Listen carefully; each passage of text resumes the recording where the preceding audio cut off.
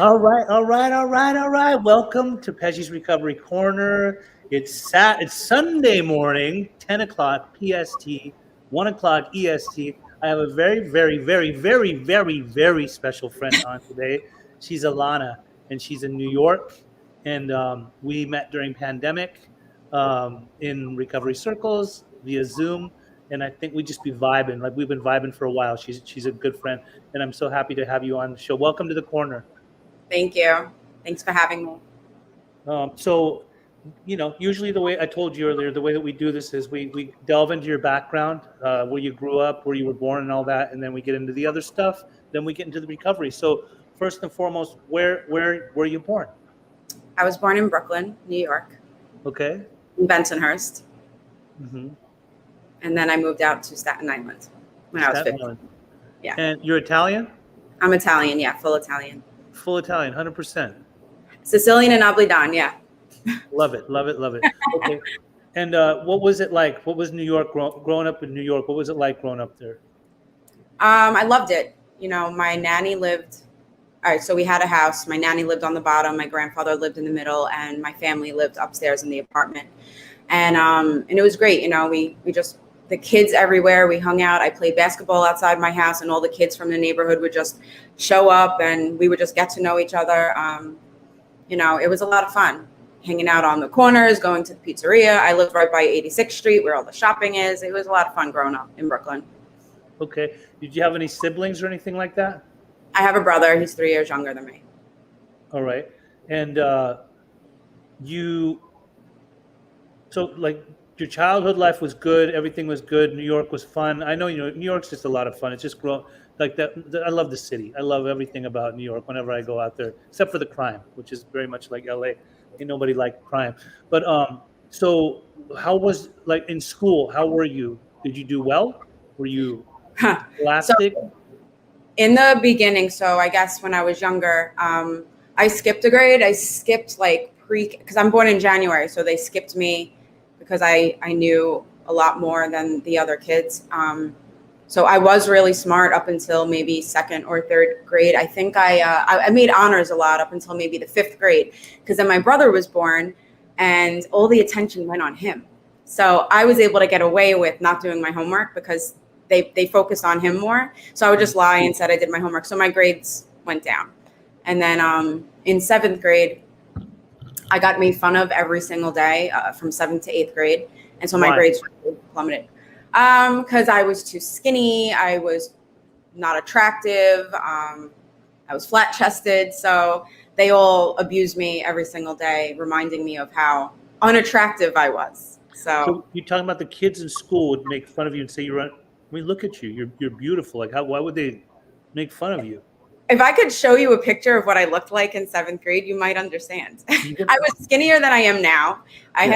It was horrible. But and I think during like 7th and 8th grade, especially, we have that puberty phase, and we're changing and evolving physically. And I think it's like our most insecure time of trying to fit in. But I understand. I get that. So yeah. So then when you were like in 7th and 8th grade, had you started experimenting with anything like drugs, alcohol? When was the first time you drank?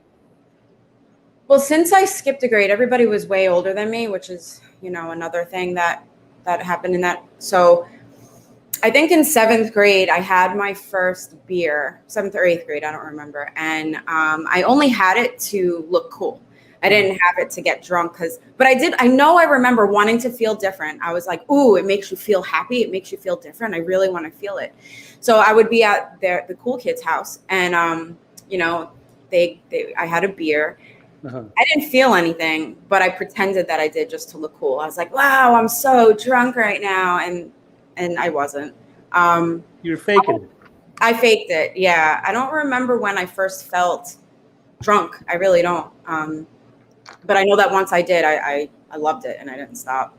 Mm-hmm. And so then what happened? Were other kids in your school, especially at these parties and stuff, were they mostly drinking? Was there kids doing drugs? Did you have any? Just drinking. Drinking? No drugs. In 7th, 8th grade, no drugs, no.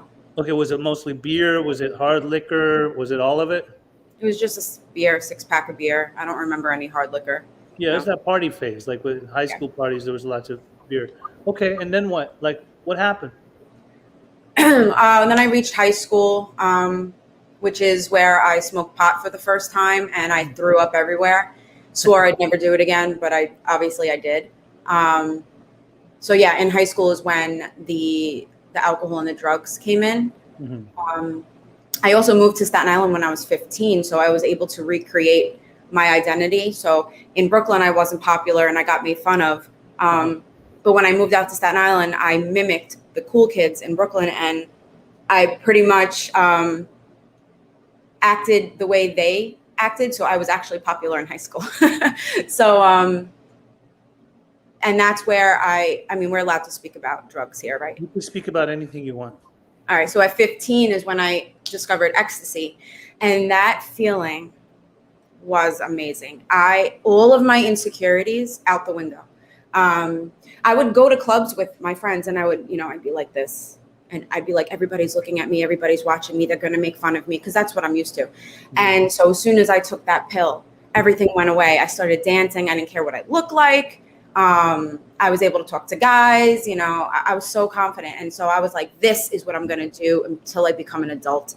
I'm going to do this pill. So, and especially when you go to clubs at 15, you can't drink, obviously there's a drinking limit. So I took that pill, and it was amazing. So wait, okay, let me understand something here. At 15, you were able to take ecstasy and go to clubs? Like what kind of clubs are we talking? Are we talking like raves, undergrounds? Are we talking like the type of clubs that people are throwing in, like warehouses, like not a nightclub, but like a club that people are partying and doing like the designer drugs, the rave type drugs? It was, they were teen nights. They were called teen nights. And it wasn't like an underground or anything. It was just basically, I don't know. I don't know if it was a restaurant first and then they turned it into a club, but it was basically just a club, on the block, and all the teenagers would go, and music, DJ, and yeah, it wasn't. Nice. Yeah. So being Italian, did you like the neighborhood that you grew up in New York? Was it mostly Italian? Was it all Italians? It was Italians, and we was Hasidic Jews also. So there was Hasidic Jews. There was Russians, yeah. So. And so, like on teen night, all these kids are from the neighborhood. Everybody knows each other, or what? People from other neighborhoods would come and just kind of blend in together and party together. Yeah, pretty much. It would be all of us blending together, but it would be mostly from like our Catholics. Like I went to Catholic school, so it would be from all the Catholic high schools that were surrounding the area. So, but I just only remember, everybody was Italian in Catholic school at the time, and it was. Yeah. Some that weren't, but yeah. And so I was surrounded by Italians. So when you were, besides the drinking, like let's say the little pill, like I understand it broke down the insecurities and you actually felt more secure. You could talk to people, men and all that. But did you feel like you were a sinner being a Catholic? No. Okay. Not one bit. Let me think, because now that you said that, something in my stomach kind of reminded me. I think I was scared that I was going to be punished by God. I think, because that's how I grew up thinking, like, if you do the wrong thing, you're going to be punished by God. So I do think, and I think I remember asking God for forgiveness, but then doing it again. So, you know what? Yeah, probably. I think definitely the way that we grow up, depending on our demographic and our like the culture. Like I'm Persian, so like there was high expectations of types, like from my parents, my family, our extended family. Everybody's educated, and like I remember thinking, oh my God, I'm doing like cocaine, like I'm doing ecstasy. Like they're good, they feel good, but they're bad. Like if my mother knew right now that I'm doing this stuff, she, I'll probably feel the wrath of her, let alone the wrath of God, if there's such thing as a God. And so I was really on the fence with the whole God thing. You've heard my story. I was never really sure of what I wanted to be sure of. Plus, when you're doing stuff, you don't want to think that way. You just want to have fun. And so, so you were having fun. I mean, you were young, right? Everybody else is having fun. You're fitting in. And so then what? Like, did you keep on partying throughout your high school years? I used to get punished a lot. And I remember when my mom would pick me up from the clubs, I would be so nervous because I was high on ecstasy. And so I talked a lot. Just, I don't know. I thought maybe I could fool her. And her and my dad figured it out. And they didn't punish me because I think they were so nervous and concerned. And I was so scared. I was scared shit. And they were just kind of like concerned, like, we want to help you. We don't want you to. And I think I stopped doing it after that. And I just started drinking a lot. I stopped the drugs up until a certain age. And then I went back to drugs. Okay, so you were drinking at that point. Were you drinking in excess? Or were you just drinking to get buzzed? Like, what kind of a drinker were you in those years? I was drinking to get drunk. Drunk, like straight up smashed, right? Yes. And you were what? How old were you then? Like 16, 17, about that age? 15, 16. I remember throwing up everywhere when I was 15. I had a boyfriend and I threw up all over his car. So, from 16, 17, 16 on, I would drink to get drunk. It was the cool thing to do. All of us did it, So. And alcohol was easily accessible. What were you like getting it from your parents' liquor cabinet, or were you having people in the neighborhood that could just obtain it easy? Yeah, we had friends that were older that would get it for us. I would probably steal liquor from my grandfather because he had a ton of it. He was also an alcoholic. Or I would just steal whatever my parents had because they barely used it. So yeah, whatever we could do to get it. Okay, so you say you were throwing up a lot. Was there any wreckage that was starting to be created in your life to where people were starting to look at you like, were you doing bad in school? Yeah, I didn't care much about school. I didn't do that great. Did you graduate? I did. I graduated high school. I cheated or, copied off the smart kid in front of me. There were times where I did really study, but I remember one time I was sick. I had like 100 fever, and I took Advil. I took so much Advil to get rid of that fever, so that it was a Friday, and I didn't want my mom to know that I was sick because then she wouldn't allow me to go to the club. It's like I needed to be in that club. I needed to be drunk. I needed to feel that feeling of I have arrived. Mm-hmm. And so I didn't give a crap about high school or anything. I just, I'll figure it out later. I'll copy off the cool kid, whatever. I didn't make honors, nothing. I just passed by the skin of my teeth. Okay. So. And there wasn't any talk of like, you need to go to rehab. It wasn't that bad? No. Okay. So then when you finished high school, what'd you do then? Did you go to college or anything like that? Yeah, I went to St. John's University in Staten Island, and I've just partied a lot, and I was failing, and so my mom took me out. She's like, I'm not paying $30,000 a semester for you to fail. And so I went to the College of Staten Island, where I got kicked out because my drinking started to get bad. So I wouldn't, I 3 absences and you fail, and I missed so many classes. So I got kicked out of CSI because I would come to school hungover. I'd fall asleep on the desk, drooling everywhere. It was a mess. What were you studying in school? What was your goal? Like, what was your? I didn't care at the time.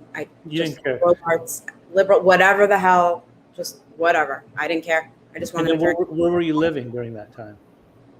With my parents, Staten Island. Oh, with your parents. Okay. So you got kicked out of school. Kicked out of CSI, and then I had to go to Kingsborough Community College in Brooklyn to get my grades up to then be able to go back to CSI. And did you go back to CSI? I did. I graduated, I think, in 2010 with an associate's degree. Was it 2010? Because I kind of took it seriously. I was still drinking and stuff, but I got really nervous that I couldn't just wing it and pass the way I did in high school and grammar school. Mm-hmm. So I got my grades up, and then I went back to CSI. I went back to CSI. Oh, I went back to CSI years later. I forgot. Yeah, I just graduated with a bachelor's degree in 2018. I was sober for it, but I took off as soon as I graduated at Kingsborough. I was done with school. I got an associate's degree. Leave me alone. I want to drink. That's it. So yeah. You were mostly a drinker. There wasn't like you weren't doing drugs, right? At 23 years old, I was in a club, and I think I was on medication, and I was passing out. I was falling asleep. I couldn't stay awake. My friends didn't want to leave. So one of my friends took me into the bathroom, and she said, try this. And it was cocaine, and it was amazing. And ever since then, I was obsessed. Is it going to be there? Is it going to be coke there? You're going to have it, right? well, can I have some? Here, I have money, just take whatever, and it would start with a 20 bag. Then a couple of years later, then it would go to a 50 bag, then a 100 bag. It's just, I needed it every time I drank. I needed cocaine. It was just so cocaine was in the mix. Yeah. And that makes it a lot easier to be able to drink all night long. Yep. Exactly. Yep. Right. All right. So you finished school and everything, but you were still partying and all that. So you got sober, at 28, right? Yeah. And you and I have been having this little conversation about, is it young? Is it not young? Like, to me personally, at 28, I knew that my life wasn't really going in the right direction, but to get sober was not a thought, like not yet, right? It hadn't even occurred to me that sobriety exists. I didn't know what that meant. All I knew was I just knew how to get messed up. So what happened was there a crisis? Like, did you go to treatment, or what happened that you decided to get sober? Before one of my rock bottoms, I would wake up every day and be like, why can't I get this? I would promise my parents I wasn't going to drink. I would promise them that I wouldn't get that bad. And I couldn't understand why I couldn't keep that promise. Mm-hmm. And one day I was at a boyfriend's house. I woke up at 10 o'clock in the morning. I had to go home. I took my bottle of Bacardi Dragonberry and I chugged as much as I could, 10 o'clock in the morning, and I drove home with an open bottle of Bacardi in my passenger seat. Mm-hmm. And I hit a car not hard, but on the expressway, I hit a car. I think I broke their mirror, and I just kept going because I knew I was so drunk that if the cops came, I was getting arrested immediately. There's no way I was, I was seeing double. So I just kept going. They caught up with me later on. Thank God they didn't pull me over then. And then I go home. I walk into my house drunk, and it's very blurry. I don't really remember much, but I know that I got into a huge fight with my dad and my brother. Mm-hmm. And my dad kicked me out. I was out of control. I was punching him, and my dad had no choice but to restrain me. Mm-hmm. And he kicked me out, and I said, F you, Brooklyn is where I remained. I lived in Staten Island, but I would always go to Brooklyn to drink and do my other substances. So I got kicked out, but I've been kicked out before, but this was the worst because my dad actually took everything in my room and threw it out on the front lawn, including my bed. When I saw my bed, my mattress on the front lawn, it looked like a garage sale. I knew that I was dead. I knew I was not allowed back in that house. And so I went to a friend's house and I slept on her couch for that weekend. So you said that you were driving under the influence. Did you do that often? Yes. Yeah. And you never got a DUI or anything like that? No. And, the funniest thing, it was a Monday and I was wrecked. And I called one of the dealers and I was like, meet me on 3rd Avenue. Whatever. And then I wound up getting into a fender bender because I was texting. And so I bumped into the lady in front of me. So now the cops had to come.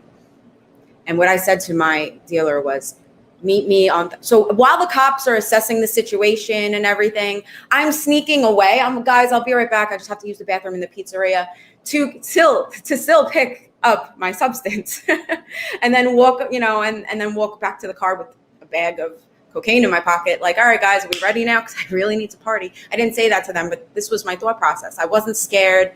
It was a Monday, so there's no way they suspected that I was drunk because who drinks on a Monday? Right. You work, So that was really, really crazy. But yeah, no, I never got in trouble. I never got pulled over. Thank God. I never killed anybody. Thank God. So yeah.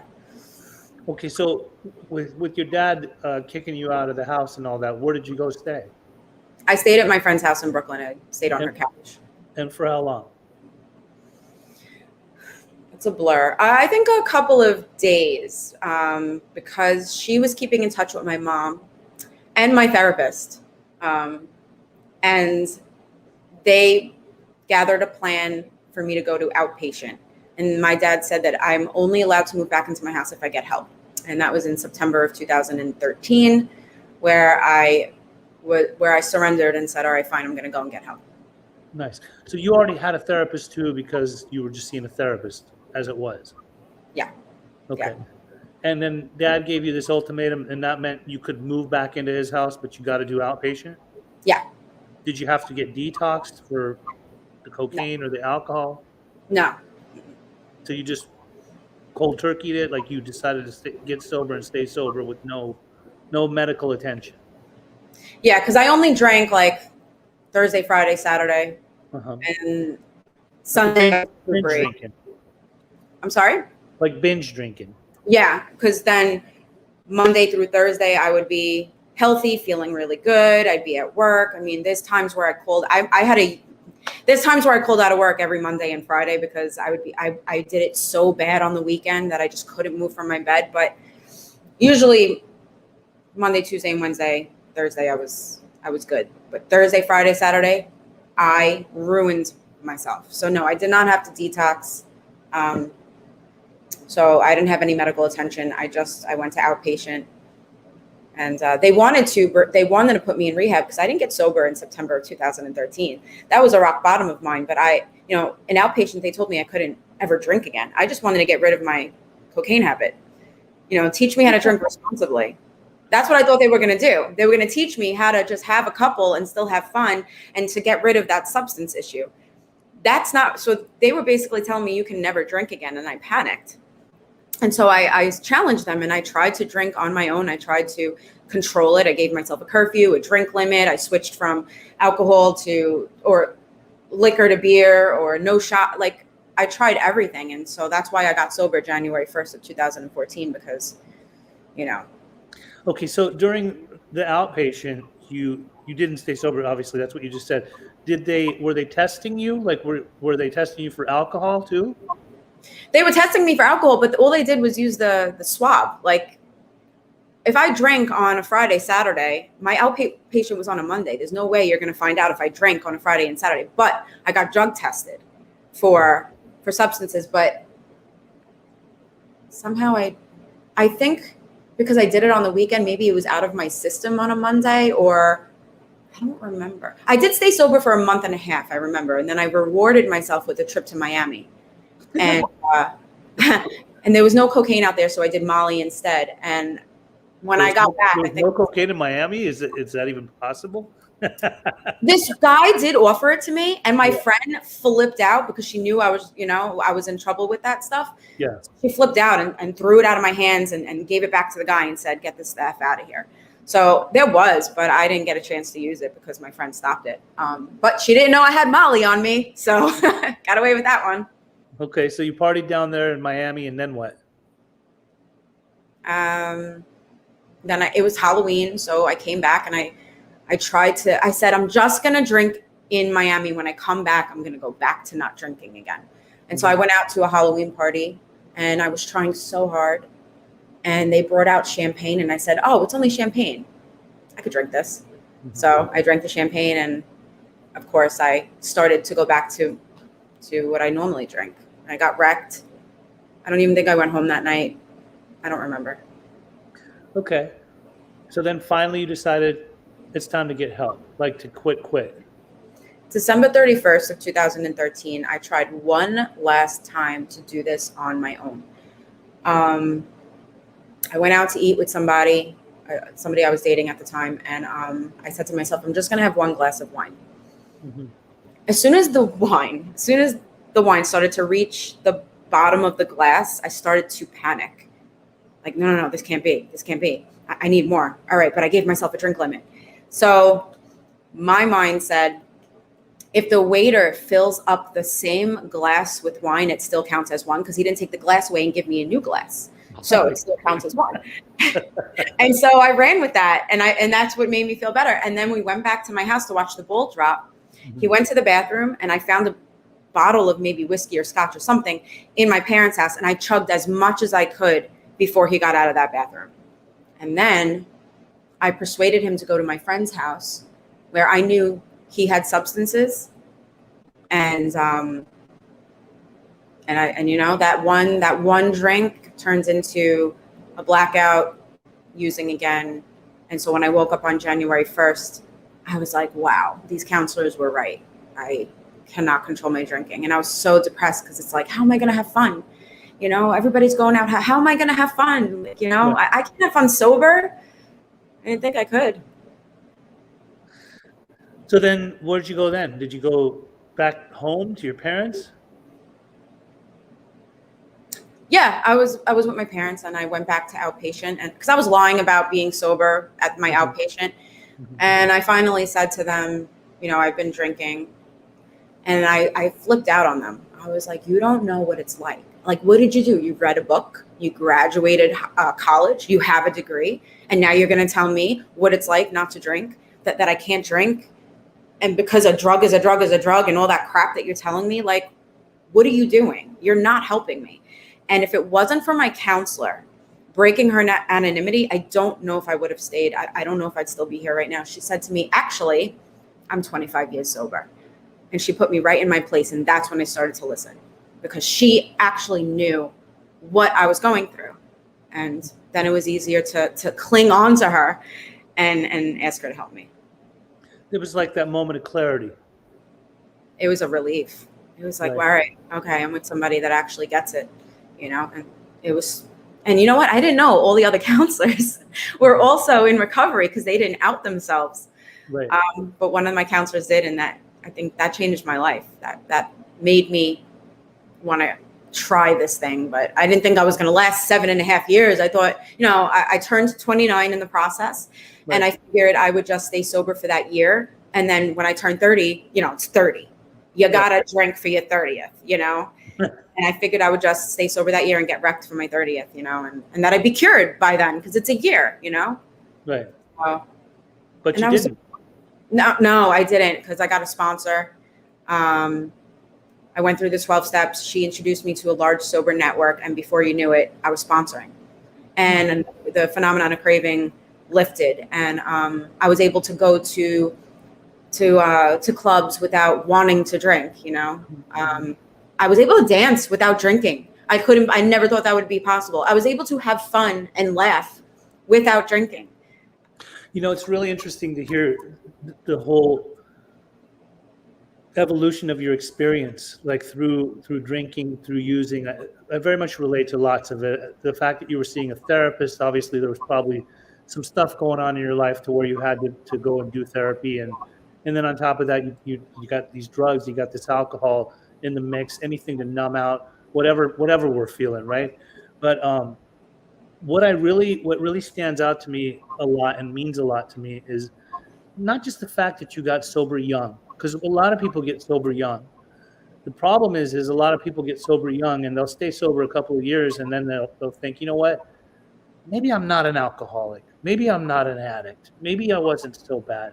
Maybe I've just made too much out of all this stuff. Maybe I could go drink like a gentleman or a gentlewoman, right? Like maybe I could still test the waters and or the justifications that you talk about in your head, like how would I not drink at 30, right? But then some people come into recovery and it seems like they're here to stay. And the reason I say that is because they do the work. And you just said it, like you got a sponsor, you got into the steps, and then you started sponsoring other people. It's altruism. It's what we do. We help people selflessly because for a long time we were selfish and self-centered. So, and then I see people that do come and get sober and they stay with sober for a number of years and they do the whole process. They do the 12 steps and they sponsor people, but then something happens in their life where they end up going back out. You know what I mean? And that's sad. And I know that it happens. I tend to wonder, like, why does it happen? I think sometimes it could be because there was really not a full surrender, or we don't really truly trust in a higher power. We become our own higher power again, and we take back our will, and then we end up loaded again. And so, I admire the fact that you're now, 7.5 years sober and that you've taken this thing by the horns. And I see you, like, I've never met you in person, but Right. like we're friends on Facebook and I see you are actively out having a good time, living your life, joyous, happy, joyous and free. And you're in places where a lot of people are still depending on substances to have fun, but you're able to dance, like you said. This matters. Like it matters a lot.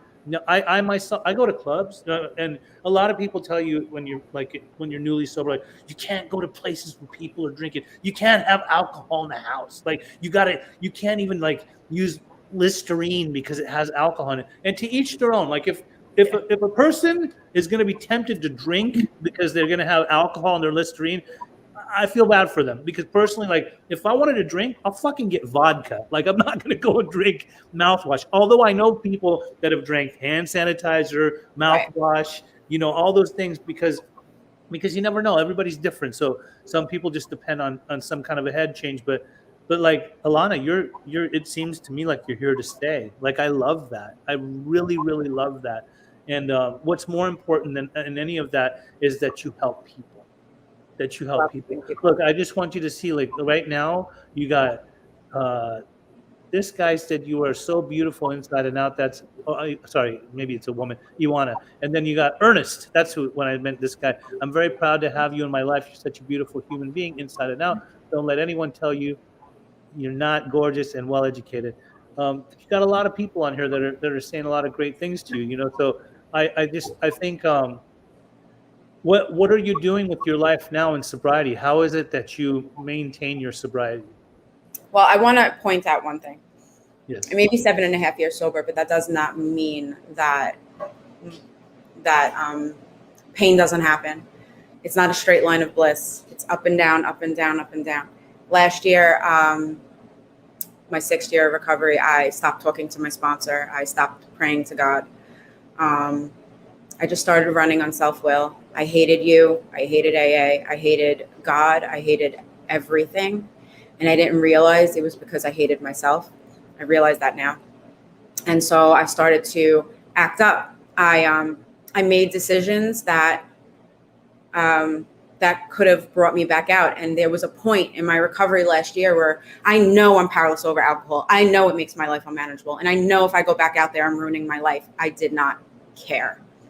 It's not like, oh, maybe I'm not an alcoholic. I know I'm an alcoholic. Right. But I didn't give a shit last year. I wanted to I was so angry that I wanted to hurt you all by me drinking. And we all know that's like being angry at other people, expecting them to drink the poison and for them to die. But I forgot how that goes. But, you know, it's one of those situations. And something happened last year that scared me, caused me pain, a lot of fucking pain, to the point where I finally got back on my knees and I begged God for peace. And I called my sponsor because I was heading for a drink. So the point is, when you stop working your program, that's when I got sick. For me, I stopped working my program. I got so sick that there was a chance where I could have relapsed. And I knew that once upon a time I had a higher power and that he restored me to sanity and he helped me stay sober. So I just tried it again. I went back to the basics of the beginning of my recovery when I was a couple of months sober. I just went back to those basics. And now at 7 years sober, I don't know. It's just amazing. Sponsoring other women keeps me sober. I think that's what kept me sober last year too, because I was sponsoring women and I knew that they looked up to me and that they needed me. And I love to help people. I help whoever I can.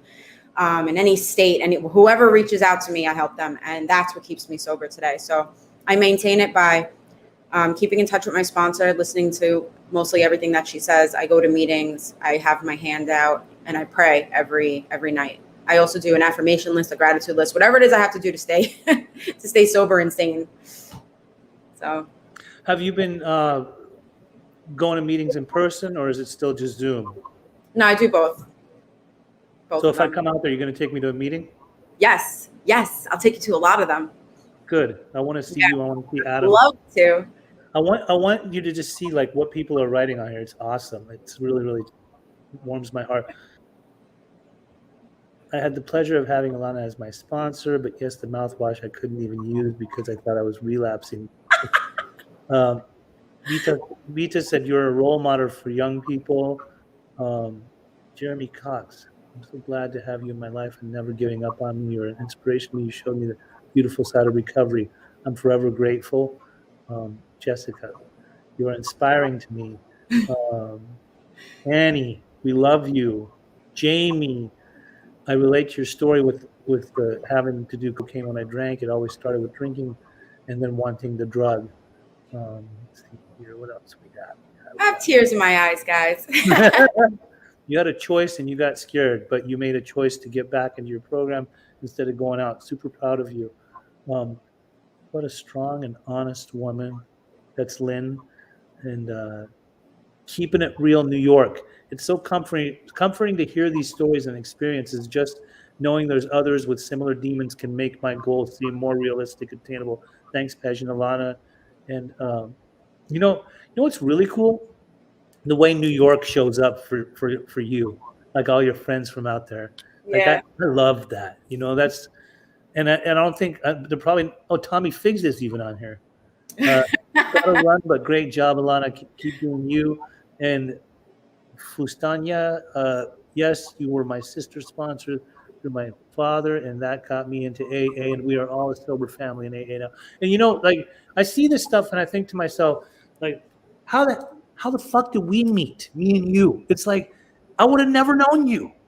I would have never known you. A lot of people were freaking out about pandemic and what the fuck are we going to do? And I think I talked to you about it not that long ago, but it's like, I remember walking out of the club that we usually go to down in Orange County, like where they said they're going to close the doors. And I thought, I'm not going to go on meetings like online. Like that would be weird.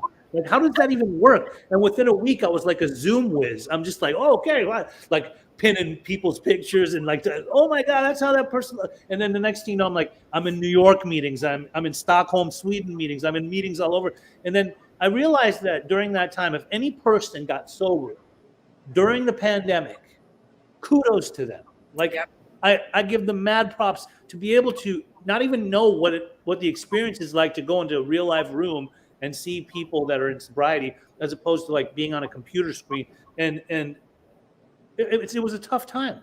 A lot of people relapsed during the pandemic, but I believe that for us people in recovery, it was a gem of a time because it brought a lot of us together that we would have probably never met, or we may have never met. But I met you, and we vibed together right away. I was like, she's cool, man. She's like such a cool girl, and she's plugged in. And to hear and see like the way people are describing you or talking about you, it's like people love us. Like we become the best versions of ourselves, and we're able to be of maximum service to God and our fellows. And I love the fact that you have so many good friends. Are you happy? Are you comfortable in your skin now? I am very happy, and I've become more comfortable in my skin, but I was drinking from a young age. It's not going to take 7 years to be fully comfortable in my skin, but I'm totally working on it, and I feel really, really good. I do. And I got another question for you. Do you like, as far as dating and stuff goes, when you're now being a sober woman, is this a hard thing to do? Because here, the reason I ask this is, I've gone on dates. First of all, if I've ever used like any kind of like a dating app, like girls that have to like their profile picture of them like holding a wine glass, I usually avoid them because I'm like, I don't know where that's going. Like this girl's portraying herself as a drinker. Like I don't really want to. Not that I can't date somebody that drinks, but it's like it's hard, right? Like Tell me, have you had a lot of issues in that department? I am a terrible. You can come to me for advice on how to get sober. Do not come to me for advice on how to get your relationship. I have the worst. The stories that I have. First of all, I only want to date somebody in AA because they speak the same language. I'm heavily involved, and we get each other. And when I first got into the program, they said don't date in early recovery. And what did I do? I dated in early recovery, and me and this person both had the same amount of time. And the breakup was so painful that it almost took me back out. So now I see why you don't date in early recovery. But I didn't stop there. I just kept dating everybody and every guy in AA. I think I tried once to date somebody outside of AA, and it just felt uncomfortable because then they say to you, no, he didn't really drink. You could have one day, right? You don't have to be in AA forever, right? And I'm just like, this is why I date in AA, because like you guys don't understand. I cannot just have one. I have one, and that phenomenon of craving hits, and that's it. I can't stop. But people out there, normal people, don't get us. And I don't get them. I don't get how they could just have one drink and go home. How could you stop at 3 drinks? I don't get you. You don't get me. Let's leave it at that. But my dating history in AA is horrendous. You can ask any of my friends. I have 13 stepped. Do not do it. It's terrible. It's just horrible. It's interesting. Like you sometimes hear people in meetings talk about, um, and I met my wife on AA campus, right? And so, like that used to inspire me. I'd be like, oh, okay, then shit, I'll have to go to more mixed meetings and see if I can meet my future wife on AA campus. And then, like, I started dating some girls that were in the program, and it was a shit show. I'm talking like tumultuous as fuck to the point. And I know the exact nature of my wrongs. Like I painted those red flags green. Like and I got to learn, got to learn from the experience. But I'll tell you, like, I, some of my friends tell me things like, yeah, you shouldn't date girls in the program. Like, why not? Because I do see, I believe if a man and a woman are in recovery and both are truly working the recovery, I believe love can evolve perfectly. And as long as they're not taking each other's inventory and they're not like pointing each other's character defects out all the time, because sometimes people, it's human nature. People cannot help it. Have you called your sponsor lately or things like that? They don't even say all that stuff, right? But I think that a lot of relationships that are of people in recovery don't work because the people may not really be engaged in their own recovery process and might be pointing the finger more than they're actually pointing the finger at themselves. So I still believe in love. I believe it's possible. I know it hasn't been easy, but I think that was probably one of the things that was hardest for us to deal with was our own selves. That's why we probably drank and used a lot, because of the insecurities and the issues that we had and the character defects that were our driving force for a long time. So I understand that, you know. Is there anything that you want to say before we close it out that could be, and I mean, you already inspired a lot of people today, but be inspirational mostly for young people or people that are struggling? What you got to say? Well, you can still have fun sober. And I know coming into the program as a young person, you're thinking, my life is over and I'm never going to be able to have fun again. I know for me, drinking is what gave me my personality. Drinking is what gave me my self-esteem. Drinking made me confident. And through this program, I was able to be confident on my own. My biggest advice is get a sober network. Because if your sponsor is not available, you have 100 other people that you can call. I remember when I was a couple of months sober, I hung out with this sober network and we were up till 3:00 in the morning playing games, laughing hysterically. And I looked around and I was like, oh my God, I'm having fun sober. I cannot believe that I can actually have fun sober. And then gradually, you know, getting enough time, I was invited to a birthday party and there was drinking and everything. And I was able to be there and have fun and dance. Like, you can have fun sober. You are able to get everything that you wanted to get while drinking sober. I have a job that I stayed at for 7 years. I'm still there 7 years. I don't know how, because I never kept a job that long. I have an education that my mind told me I can never get. I moved out of my parents' house. I didn't think that I was ever good enough. Every time my brain told me I was not good enough, you know, it's just your disease lying to you. Just ignore it. Get a sponsor. Get a sober network. Pretty much. That's how I stay. I love it. Okay, well, I really appreciate you being on here. I've been wanting to have you on for a couple of months now. It finally happened. Yeah. Look for me soon. I will be out your way, and you need to show me around in the recovery area, you know, for sure. Yeah. And I hope that you have a good rest of your Sunday. And thank you. Thank you. Thank you so much for having me. Have a good rest of your day. Bye, guys. Thanks for everyone that tuned in. Bye, guys.